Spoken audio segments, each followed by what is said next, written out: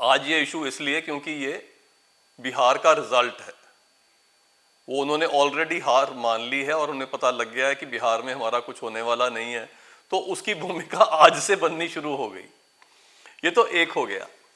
दूसरा, ये उनका एक बड़ा स्टैंडर्ड जिसको कहते हैं मोडस ऑपरेंडाई है कि वो इसी पे काम करते हैं कि देश की जो कॉन्स्टिट्यूशनल बॉडीज हैं उनके ऊपर आरोप लगाए जाएं, उनको डिस्क्रेडिट किया जाए। पहले इलेक्शन कमीशन से में उन्होंने ईवीएम पे किया, जब कोर्ट्स ने उसको उठा के बाहर फेंक दिया तो फिर अब वोट चोरी आ गई।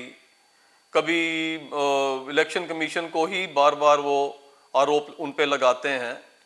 बेसिक आइडिया ये है कि किसी ना किसी तरह से डिस्क्रेडिट किया जाए, देश को डिस्टेबलाइज किया जाए। और आप ये देखो, उसमें एक स्कीम है, एक षड्यंत्र है, एक प्लान है, एक स्ट्रैटेजी है। जो क्या है वो स्ट्रैटेजी? ये है कि एक वर्ग को किसी तरह से इग्नाइट करो। जैसे पहले उन्होंने कहा जी ब्यूरोक्रेसी में ओबीसी कितने हैं, फिर जब उनको ये कहा गया भाई सीनियर मोस्ट ब्यूरोक्रेसी में ओबीसी तो तब होंगे जब आपकी सरकार थी भर्ती किए होंगे। अब वो उल्टा पड़ गया तो उसको छोड़ दिया। अभी लेटेस्ट स्टेटमेंट में उन्होंने सारे देश को आह्वान देने की बजाय सिर्फ जेन जी को आह्वान क्यों दिया?